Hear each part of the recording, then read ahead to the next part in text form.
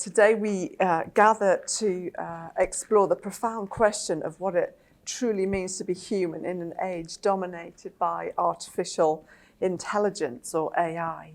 As technology advances at an unprecedented pace, AI is transforming various aspects of our lives, raising philosophical, ethical, and existential concerns.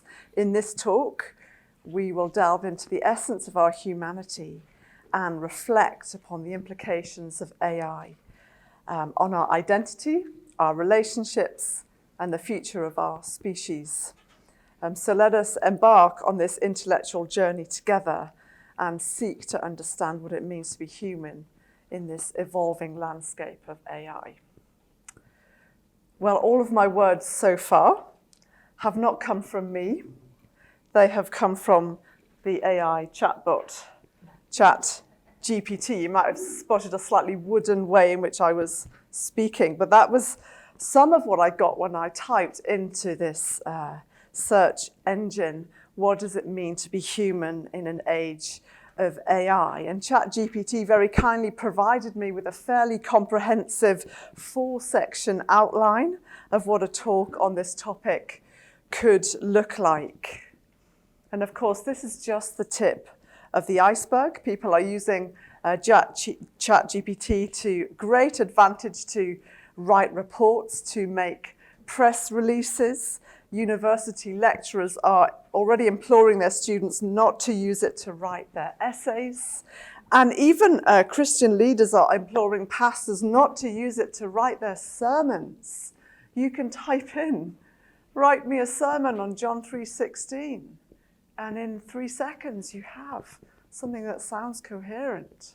So tempting to take the easy route rather than wrestle with a passage. It is remarkable what this chatbot can churn out. We've come a long way since the 1940s, when the concept of artificial intelligence emerged, largely through the ideas of Alan Turing. It's greatly advanced in the last few decades, benefiting many areas of life, including finance, healthcare, transportation, agriculture, and education. AI has been used to combat crime, to detect cancer, to dispose of bombs, to dispense drugs, and has benefited humans in many ways. And we'd be wrong if we didn't say that. Actually, this is actually something that has hugely benefited our lives. And it comes into our homes via things like Siri, Alexa, and Google, who both speak and, it seems, listen as well. And AI is in a time of exponential growth. It seems to feature in the news on a regular basis. And chatbots such as ChatGPT have been possible because of something called machine learning. And this is where AI can, if you give it a very big data set, it can then kind of scan that data set, work out its own rules, and start outputting new information that it wasn't explicitly programmed to do by a human being. And that's what ChatGPT is doing. It's scanning huge data sets, and it's actually predictive. It's actually, it's not necessarily factually accurate, by the way, but it's giving you the next most likely word after the series of words that were typed in so far. And this is what's known as machine learning, and it's been possible since we've had very, very large data sets because of the arrival of the internet and all kinds of people's personal data being accessed and so on, and academic papers being present online and so on. The earliest examples of machine learning were, you may remember, in 1997 when the IBM computer Deep Blue beat the reigning world chess champion Garry Kasparov in a 6-game match, and that received media coverage across the world. That was through machine learning. And in 2017, Google's AlphaGo Zero mastered the ancient Chinese board game Go with no human help other than being told the rules of the game. And within 3 days, AlphaGo had begun to invent rules of its own. And shortly afterwards, the South Korean grandmaster Lee Sedol was toppled, and the score was 100-0. Algorithms 100, humans 0. And so through machine learning, AI is beginning to exceed human ability in some areas. A UK-based energy company has employed an AI bot in the place of 250 workers. And what's even more extraordinary is that when they did a survey, a customer service survey, 80% of customers are happy with its emails, whereas when it was left to human beings, that number was 65%. So somehow people are happier with AI than with people. This is just one area, of course.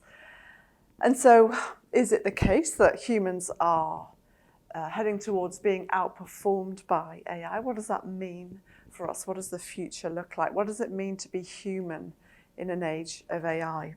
As we continue, one of the really important things to say is that there are different kinds of AI. There is narrow AI, general AI, and super AI, and it's really important to be aware of the differences between those as we navigate this topic. So narrow AI, or weak AI, is AI that enables a very specific goal to be achieved. An obvious example would be driverless cars that are obviously in public consciousness quite a lot, or dispensing of prescription drugs, which is often driven by androids these days. These are where an algorithm is very specifically programmed to do a very specific task, which they can often do with greater speed and efficiency than a human being. Another area is general AI.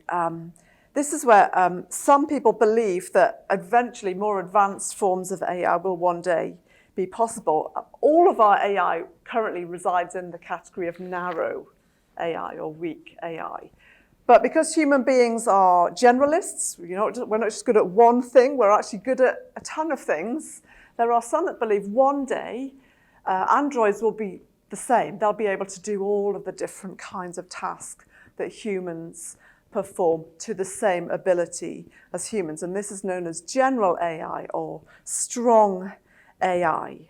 And if general AI is achieved one day, humans will be considered to be outperformed because the algorithm will be able to do it with greater speed and efficiency across the board.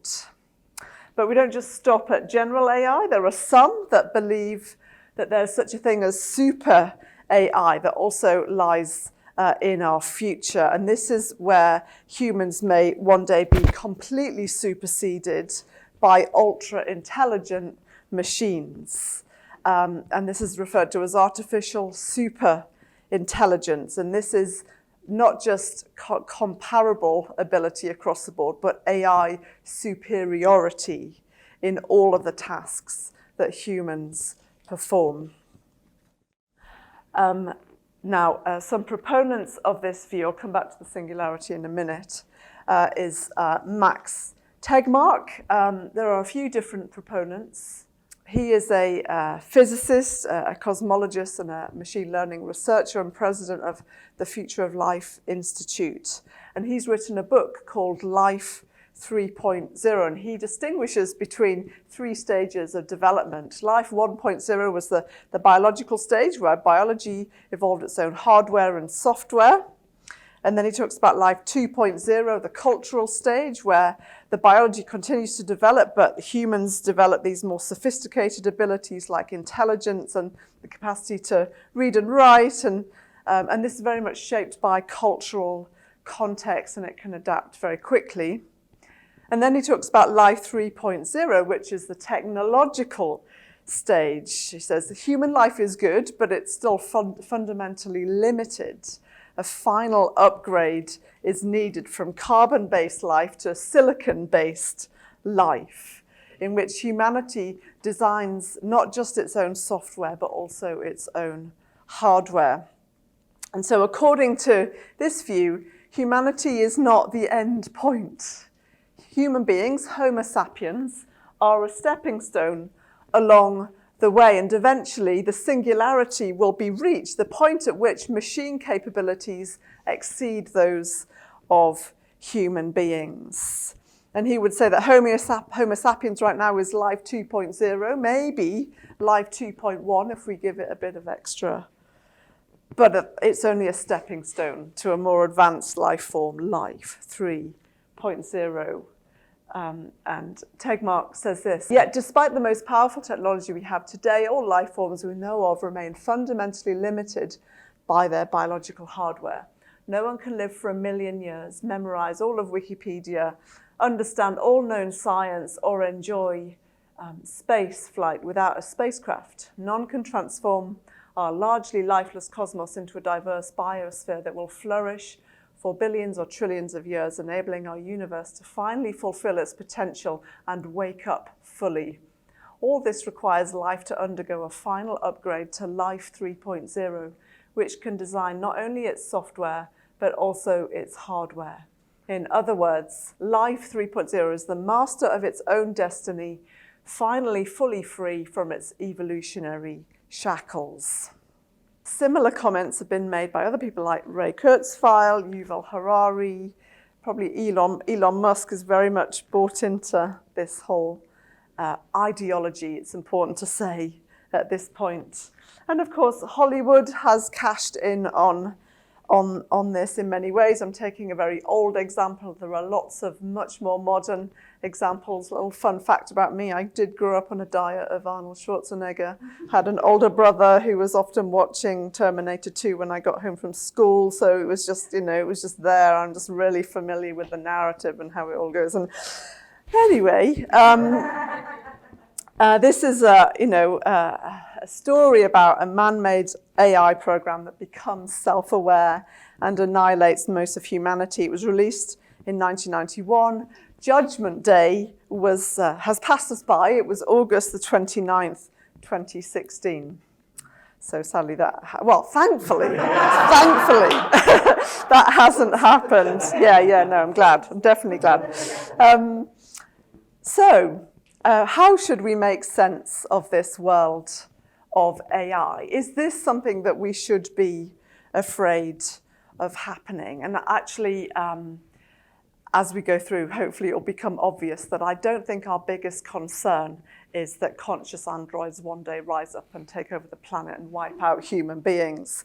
Actually, probably are two bigger challenges than that. One, in the regulation of AI. At the moment, the development has run ahead of regulation and boundaries, and you're getting people, I haven't included it in this talk, but Geoffrey Hinton, who is often referred to as the godfather of AI, used to work for Google, resigned from his post last year because of his concerns about the direction in which things were going, and calling for a moratorium on development until further regulation can be put in place. I think regulation is a big concern.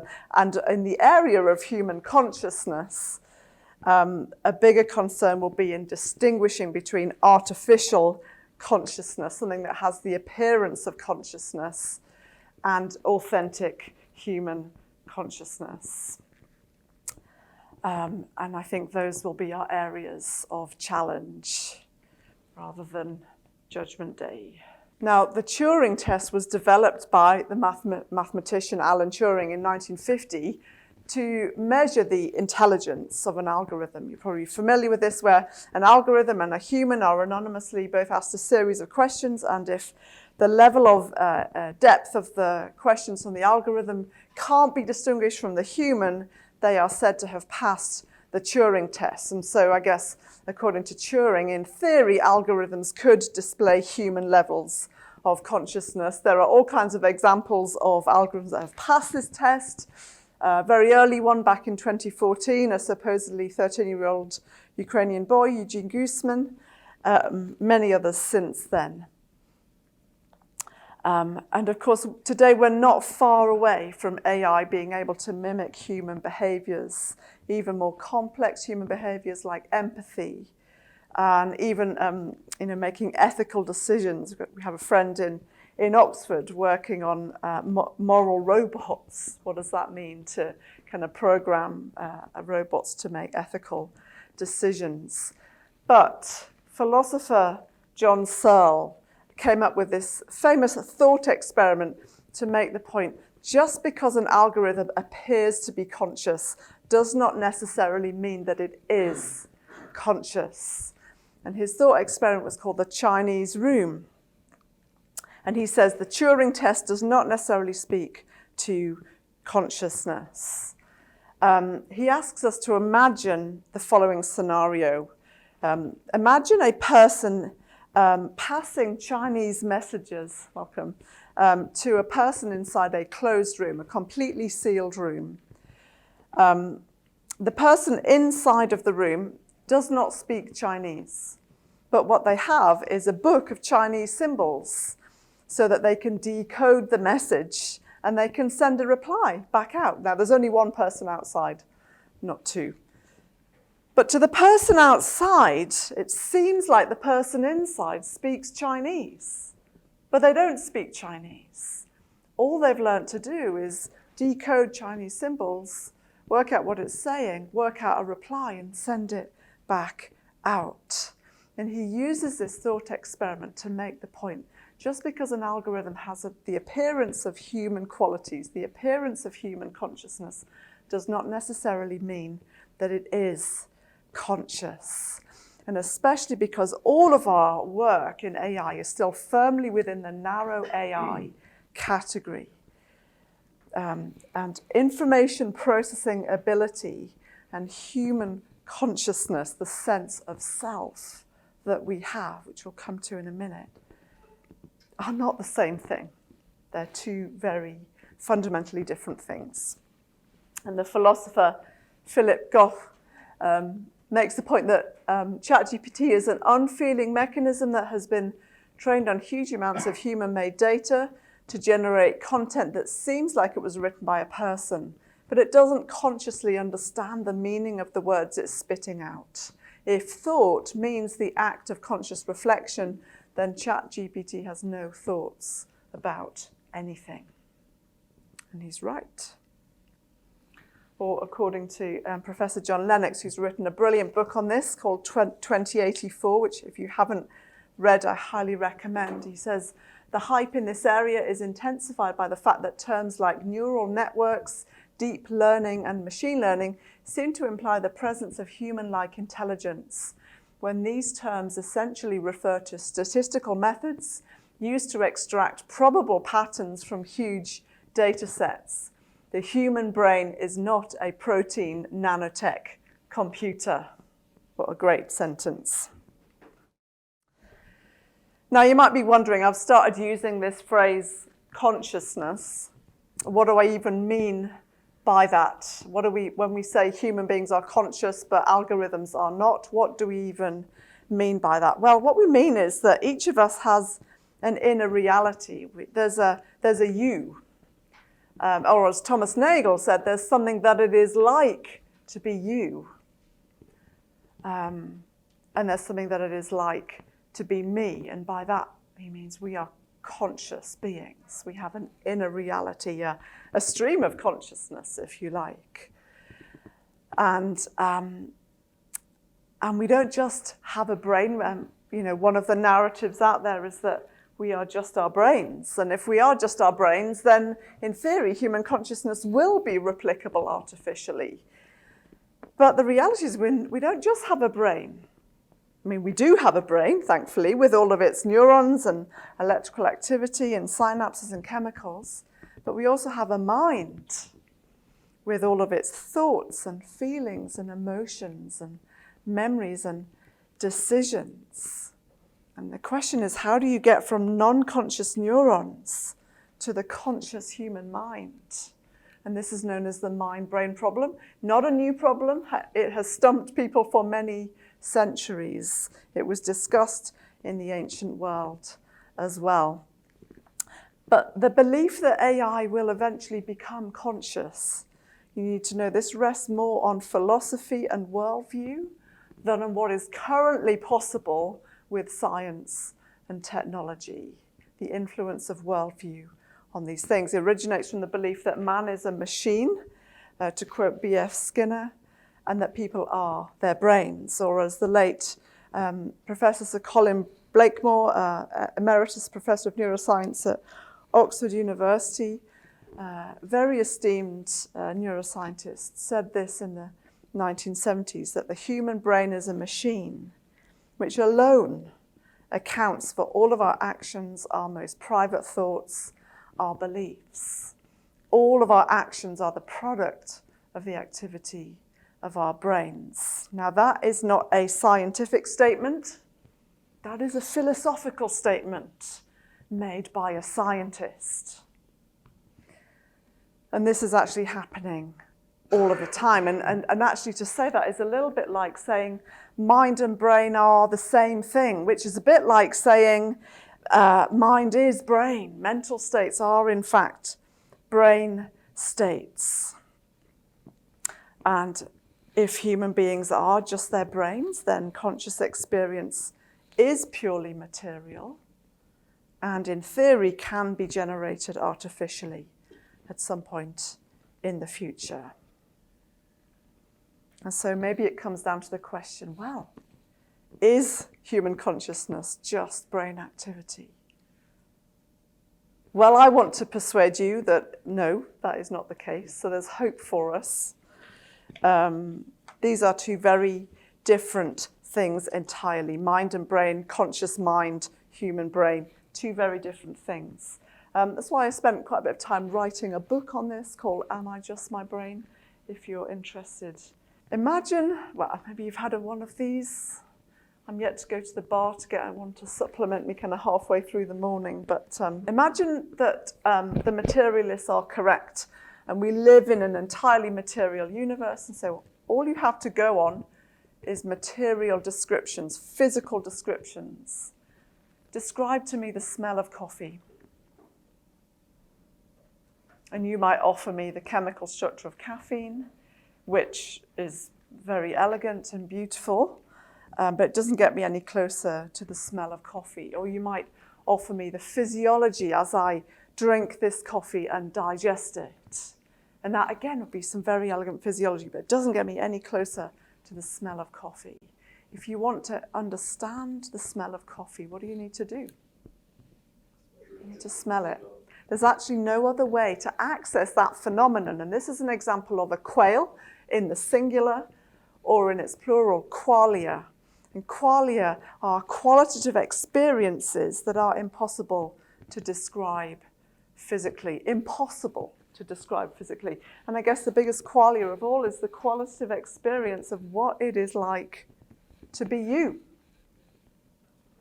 You know, imagine, I'm going to say this again tomorrow night, but anyway, you've got kind of access to it beforehand. Imagine, you know, we were to put find out, we wanted to run a study on everyone at ELF to find out what it is like for you to be at ELF. And we put one of these EEG caps on you, and you're all sort of, imagine a room full of you with little white hats on and little electrodes attached to your the surface of your scalp, measuring signal from deep within your brain. We wheel you all off to have some MRI scans at different points during the week. So you're put in and we take some structural scans of your brain, we take some functional scans of the activity that's going on, blood flow and so on. That would give us some fascinating data from your brain. Will it tell us what it's like for you to be at ELF? No. For that, we need to ask you. We can measure all the things we like from your brain. It won't tell us what your experience is like. And that is because brain activity and human conscious experience are fundamentally different things. And you don't have to be a Christian to believe this. There are many atheists and agnostics that agree on this and agree that just chalking it all down to brain activity is not going to help us. Brains don't think. People think using their brains. And there's some fascinating data from clinical neuroscience that indicates that human beings are way more complex than just their brains. There's a small proportion of adults that are missing 95% of their brain tissue, and yet they are normal, healthy, functioning adults. They have been cured of childhood hydrancephaly, water on the brain. And so what do we do with this kind of data? If you are your brain, you shouldn't really be seeing that. I mean, of course, that maybe the brain has somehow rewired through the very small amount of cortical tissue left. But even so, it just gives us pause for thought. We see some very interesting things clinically. And a very interesting data set is that of near-death experiences, something that has been around for about 50 years now, since the arrival of resuscitation techniques in the operating theatre. So if someone goes into cardiac arrest, they might be in a state of clinical death for a few minutes before they are resuscitated, or if someone has needed brain surgery, they have needed to be put in a state of reversible clinical death, where their heart is stopped, their body is cooled to a very low temperature, and there's no detectable signal from their brain. What we are seeing is somewhere between 5 and 10% of people are reporting being vividly conscious when their brain is inactive. What do we do with that? Of course, some of it could be fabricated. That's definitely a possibility, but there are also people with absolutely nothing to gain from that, and actually underwent a change in, I guess, viewpoint, which made them very unpopular in their field because of their own conscious experience. And there are, not just handfuls of accounts, but actually thousands, and many commonalities across them. It's definitely, even if only one of these is genuine, it is a blow to the view that you are your brain entirely. And one example is Dr. Eben Alexander, who was a former Harvard neurosurgeon, who was a strict physicalist before he had his own bacterial meningitis, which sent him into a 7-day coma. Before that happened, he said, if you don't have a working cortex, you cannot be conscious. Even though his patients would come after surgery and tell him that they'd had some sort of experience, and he would dismiss it because he was a physicalist. But after his own coma, he recounted an extremely vivid near-death experience as well, which included seeing whole landscapes. It included meeting a sister that he never knew he had, that he then discovered he did have, and was shown a photo, and it was the same person as the person he had met. And this sister had died before he had met her. Fascinating, right? So when you start to look at actual people, we're not able to be boxed and categorized in the way that we might like to think from a lecture theatre or philosopher's point of view. People are complicated. They tell us strange things, and the world doesn't seem to be quite as neat and tidy as we might think that it is. Or you could look at someone like Wilder Penfield, who was a very renowned neurosurgeon. He developed a way to treat epilepsy patients.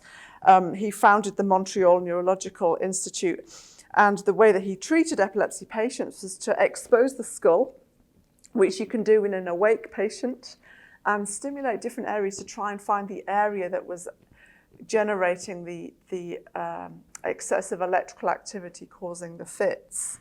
And in the process of trying to find it, the patient would tell him what was happening as he stimulated different parts of the brain, the surface of the cortex. And he noticed after many, many years of treating people, there were two things he never managed to do. He never managed to stimulate a person to make a decision, and he never managed to stimulate them to have a sense of self.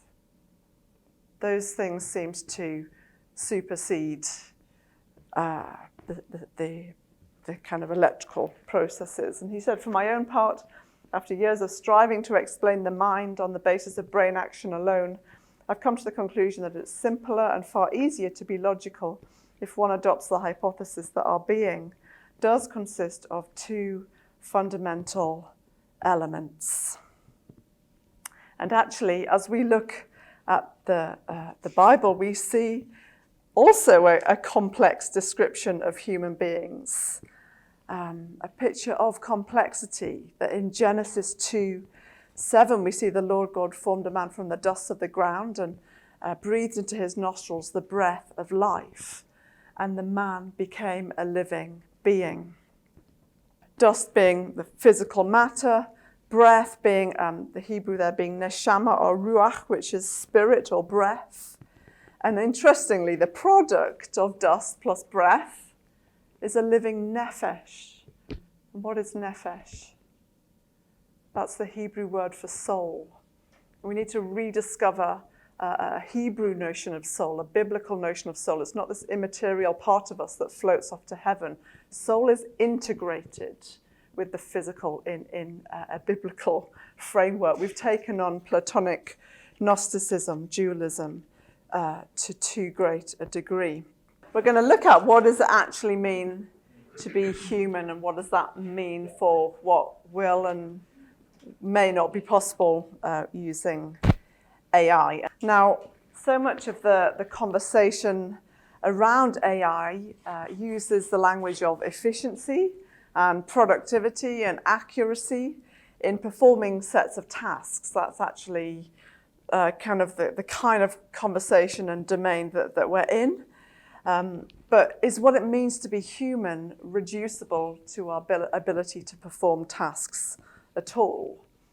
Do any of those things capture what it means to be human? And of course, according to the Judeo-Christian framework, the basis for human value and dignity is not actually anything to do with our productivity and usefulness, but it's in the fact that we are made, seen, known, and loved by God. And right at the beginning of God's creative work, humans were made in the image of God as a high point, not a stepping stone, but as a high point of the creative process. And so after creating the elements, plants, landscapes, vegetation, sea life, and land animals, then God said, let us make mankind in our image, in our likeness, so that they may rule, have responsibility over the fish in the sea and the birds in the sky, over the livestock and all the wild animals, and over all the creatures that move along the ground. So God created mankind in his own image. In the image of God, he created them, male and female. He created them. God saw all that he had made, and it was very good. And so what we see in this most fundamental of pictures of the human genesis is that human value is not functional, it is inherent. Human beings have value and worth not because of what they do, but because of who they are. And actually, it's really important to contrast this with other creation stories at the time. That humans in some other stories were made as slaves to the gods. Actually, in those narratives, their existence was functional, and they were subservient to another super intelligent being. So we see that this is a narrative that actually has been around even in the ancient world. Again, even though AI is so recent, the whole conversation of human significance in relation to super intelligent beings is not a new one. But of course, the author of Genesis says something quite different, that human beings have inherent value. And so even as AI efficiencies and capacities increase exponential, there is still something unique and irreplaceable about human beings. Let's try and unpack a little bit more about what that is. What does it mean that we are made in the image of God? Well, firstly, we have a unique capacity to think and reason. We've already looked at the fact that humans are conscious beings and that the human brain is not enough to explain this. But a question that neuroscience can't answer and was never intended to answer is this: why can we think at all? Why are we conscious at all? Why do we have a mind? And actually, the neuroscience can't answer this. And a philosopher, an atheist philosopher, David Chalmers, said there's a difference between finding a correlate and finding an explanation. And in what kind of universe does the conscious mind sit most comfortably? Is it in a materialist framework? If God does not exist, then somehow conscious beings have arisen from within a non-conscious universe. And that's not impossible, but it's kind of surprising. But if God exists, then actually we've lived in a conscious universe all along, because a conscious community, the Trinity, the Father, Son, and Holy Spirit, has always existed. Before there was anything physical, there was God. There was a conscious community, and out of that, in the image of the Trinity, human beings were made.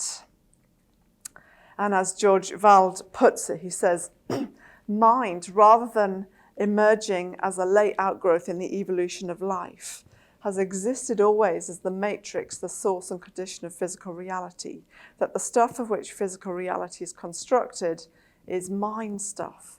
It is mind that has composed a physical universe. In other words, the fact that we have a mind at all makes more sense if God exists than if he doesn't. And to be a Christian is to be a thinker, because it's just fundamental to being made in the image of God, in the image of a God who thinks. Which is kind of reassuring when we're at a conference like this, isn't it? Human consciousness has a divine origin, not a material one. Secondly, responsibility. In the ancient Near East, they would have understood quite clearly what it means when they say something is made in the image of something else. In the ancient Near East, images of the king were placed in towns and cities as a reminder of the king's authority, and that citizens were accountable to the king. And similarly, to be bearers of God's image means that we are his representatives and we are accountable to him. And so whatever our human uniqueness is, it certainly doesn't give us the right to kind of dominate and simply please ourselves or exploit natural resources or even AI for self-serving ends. It comes with a responsibility to care for and be stewards of the created world, to exercise dominion, not domination. And in this area of AI, we are to use our position to create technology that enables the flourishing of all living things. I think we have some forms of AI that don't do that. They enable a small number of people to have a large amount of power that doesn't necessarily enable flourishing of the whole. And so that there is AI that we need to discern between AI that serves people and AI that oppresses people. There's an AI that helps people with their responsibility to wisely rule. And there's AI that helps people avoid their responsibility to wisely rule. There are some areas in which there is an abdication of human responsibility by just putting all of the responsibility on an algorithm, when in some cases there is no substitute for human judgment. And that human instinct that you can't quite put your finger on, that the sum total of all the material stuff can't quite access, but still you've got something. And as I mentioned earlier, some have called for a moratorium on development.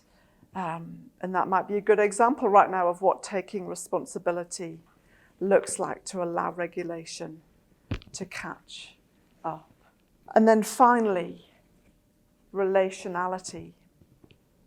Human beings are deeply, deeply relational. This is something that we were reminded of during the pandemic, that actually we need relationships. We actually don't talk the language of efficiency and productivity. We actually want to know that we're known. We want to know that we're loved. We want to know that we are listened to and understood. And having an algorithm that can output the right response to your question is not the same thing as being heard. It is an essential part of our humanity to be in relationship to other people. Humans are made in the image of God, who is in continuous community of Father and Son and Holy Spirit. And we're in the image of a relational community. And that is why we are relational beings. It's not good for us to be alone. I will make a helper suitable for him, which obviously could be in the form of a spouse, but also Christian community in a much wider sense, friendship, and the family of God in all of its breadth and beauty. But AI that attempts to automate or substitute for human friendships, and even some kinds of relationships, could be damaging. You know, I think that in the UK, the health service is kind of breaking. It's not working, I think, in many ways. And some people have resorted to asking ChatGPT about their health concerns. And who could blame them? But at the same time, is there a substitute for empathy or that kind of bedside manner, or, as we mentioned earlier, a doctor's intuition about something, even if they can't put their finger on it? And so there's something very unique about our relationality, that we are relational beings. We need relationships. And arguably this is not something that the AI will be able to substitute for. So what does it mean to be human in an age of AI? What it means to be human at its deepest level is wholly different than anything that AI can offer. As a result, as image bearers, take heart. We still have an important place in this technological age. Of course, I believe that actually AI has much to bless us with, to enable our flourishing, and we need discernment to know what the AI that enables flourishing and the AI that will do the opposite of that. But there is still something very unique about human beings, such that we have an important part to play.